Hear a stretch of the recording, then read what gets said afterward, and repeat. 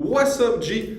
La capsule d'aujourd'hui porte sur le sujet de l'événement historique le plus important au Québec. Un vrai moment fondateur de notre culture. Je parle évidemment de la découverte de la poutine. On est le 33 février 1900-4 à Montréal. Président Poutine, qui à l'époque était simplement prétendant au trône, vient à Montréal pour rencontrer Justin Trudeau. Justin Trudeau n'était pas encore premier ministre, fait que la rencontre au final, elle n'a pas eu lieu et M. Poutine était coincé à Montréal pendant 2 semaines de temps. Alors, c'est important de savoir qu'à l'époque, la belle province, là, tout ce qu'il y avait à l'époque au menu, c'était des roteux. Pour votre culture générale, le steamé, c'est eux autres qui l'ont inventé. 2 ans avant les événements que je vous discute aujourd'hui. Ça ne sera pas à l'examen, mais c'est toujours bon à savoir. Fait quoi? Tout ce qu'il y avait, c'était le roteux et le pâté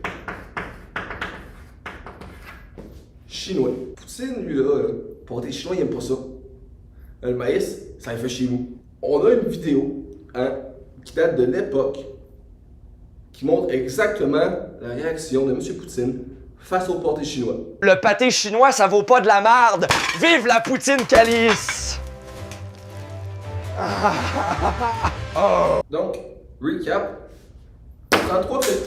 Je m'excuse. 33 février. Hey.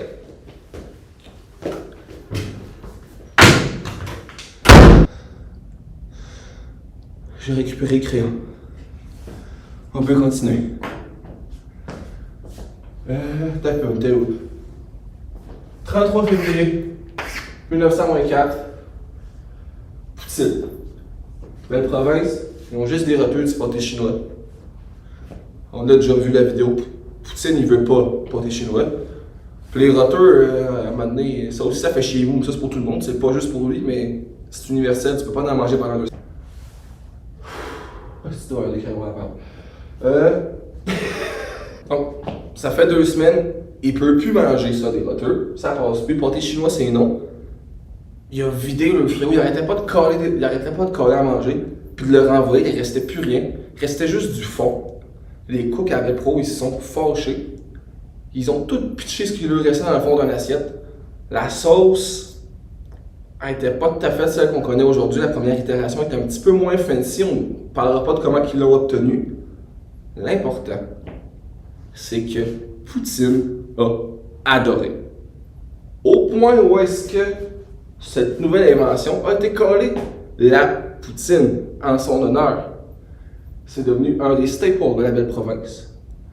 Et c'est pour ça qu'encore aujourd'hui, le 33 février, on célèbre la journée internationale de la poutine